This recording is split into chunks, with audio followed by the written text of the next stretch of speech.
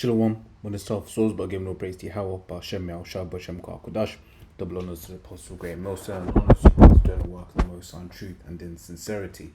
Yahweh's real name, of whom the world ignorantly calls God, Jehovah, Yahweh, his real name is Yahweh, the Son's real name is Yahweh Shai, and when we pray Yahweh, Ba'ashem, Yahushua, Ba'amin in, harmoning that and Sham, meaning names Yahweh in the name of Yahweh Shai.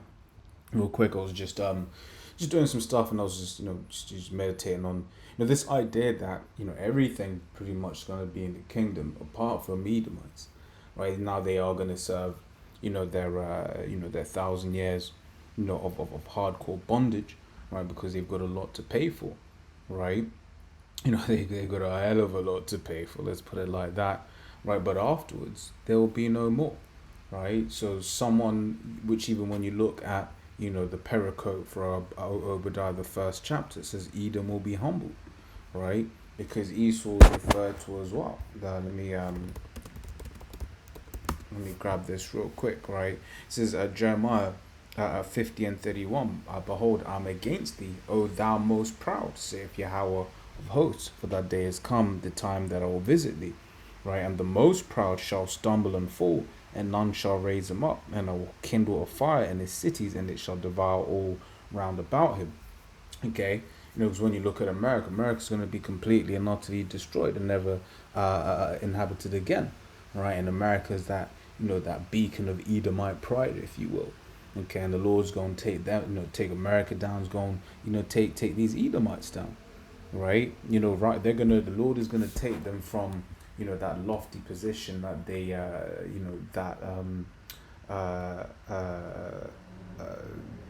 that basically they're in at the moment. Okay, so I was trying to multitask, right? This is let me grab this as well. This is Isaiah 14:4. It says, thou shalt take up this proverb against the king of Babylon and say, how hath the oppressor ceased, the golden city ceased? Right, so here it is. You have this Edomite, and he's in this power seat, and he has gained much pride from being in the position that he's in.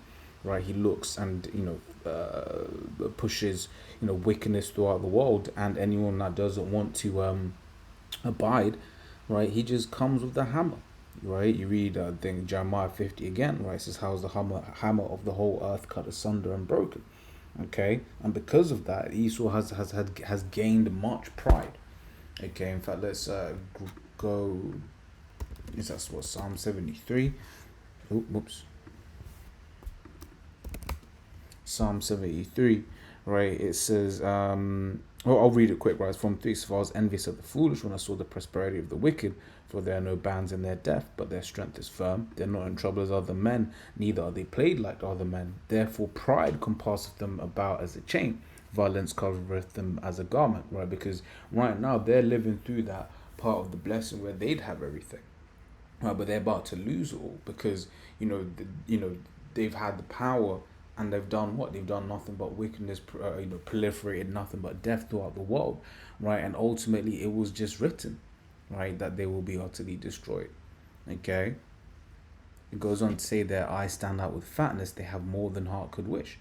And when you're looking at the plans of these elites, right, there's more than enough for everyone, but no, they as the scripture says, they cannot be satisfied, right?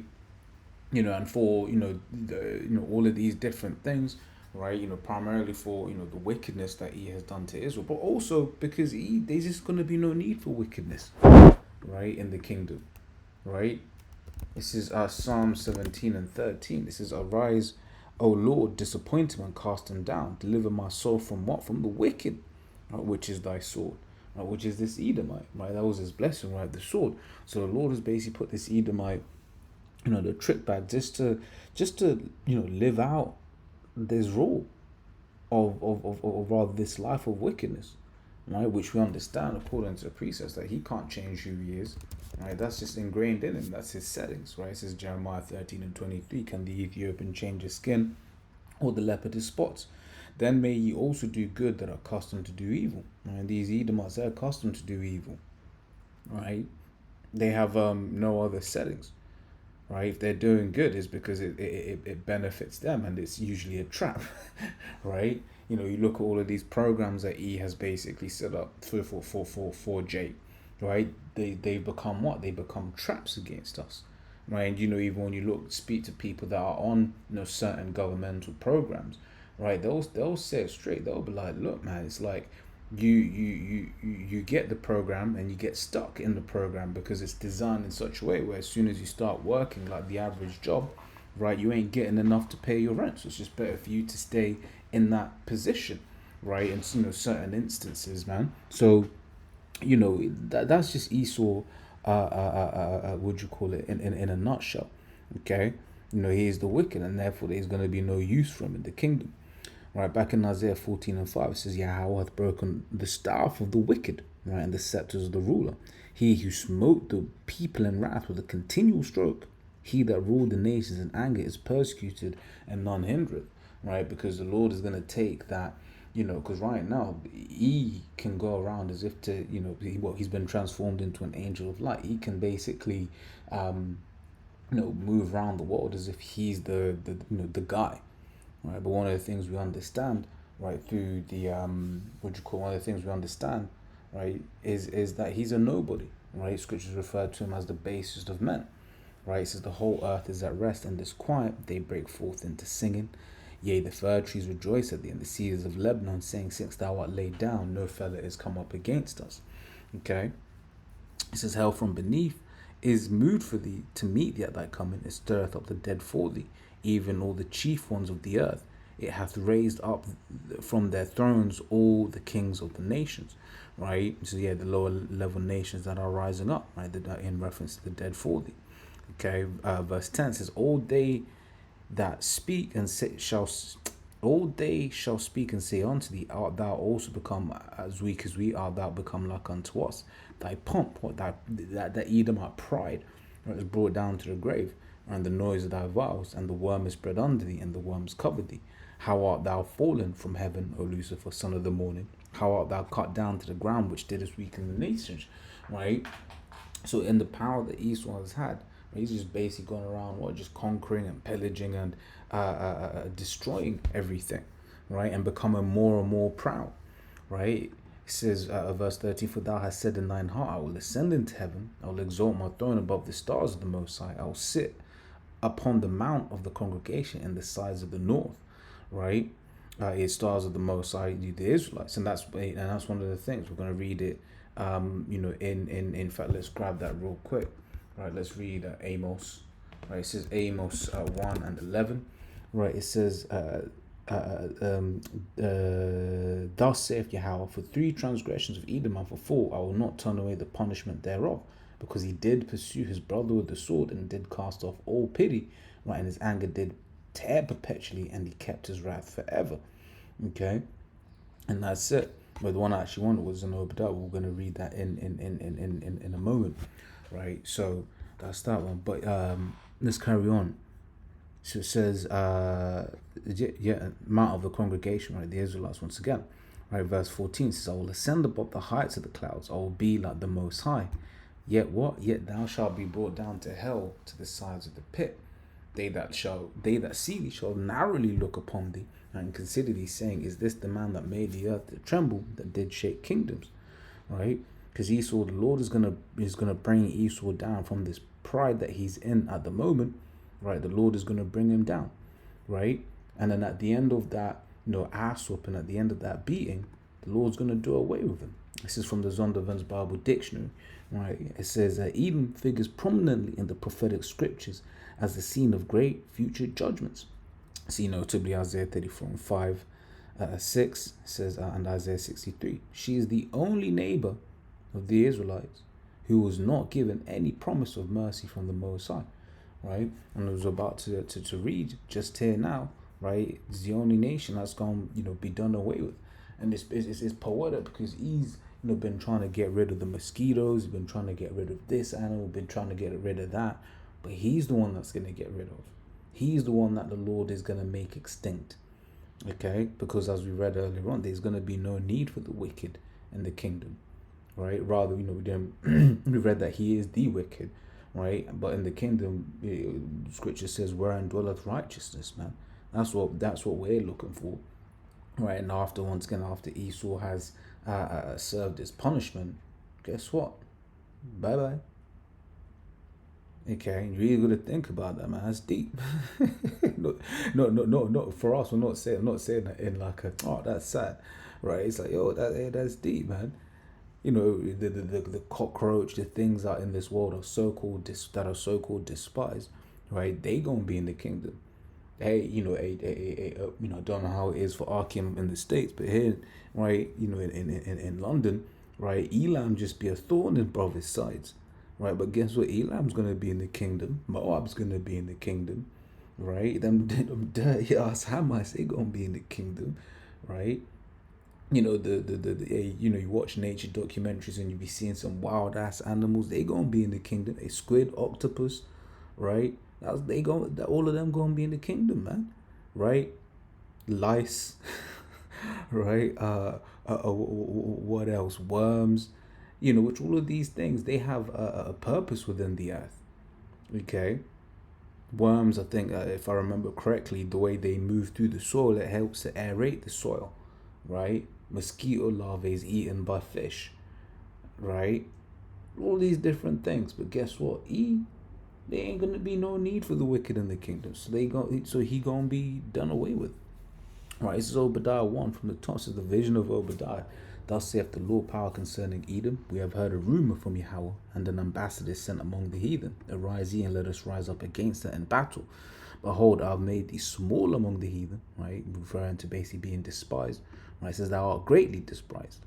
The pride of thine heart hath deceived thee, right? Because the Lord has given them a strong delusion, right? You know, he's made these demons that Esau consults. The Most High has made these demons that Esau consults lie to Esau. Okay, it says thou that dwellest in the clefts of the rock, whose habitation is high, that saith in his heart, who shall bring me down to the ground? Thou shalt exalt, though thou exalt thyself as the eagle, right? When you look at his symbolism, right, guess, you know, what is it's that eagle, right? It's a proud bird, right? Flies above everything else, right? Looks down and pounces, right, with great speed, right? It says, and though thou set thy nest among the stars, thence will I bring thee down, saith Yahweh. If thieves came to thee, if robbers by night, how art thou cut off? Would they not have stolen till they had enough? If grape gatherers came to thee, would they not have left some grapes? How are the things of Esau searched out? How are his hidden things sought up? Right? And the Lord has put that spirit in the earth over the last couple of years where Esau was just constantly getting exposed. Right? There was a strong period of time when no matter what E was doing, right, things were coming up against him. Right? Let's grab this real quick in Habakkuk 2, verse 16. It says, thou art filled with shameful glory. Right, drink thou also, and let thy foreskin be uncovered. Right, the cup of Yahweh's right hand shall be turned unto thee, and shameful spewing shall be on thy glory. Right, all the things that Esau gloried in, right, people like, you know, for instance, Elizabeth died, right, and, you know, the people, oh, the royal family, but then you had a whole load of people that were like, nah, but that man stole all that gold. They stole all that jewel, all those jewels that were adorned, right? You know, they were colonized. They did this, right? And you know, various other things.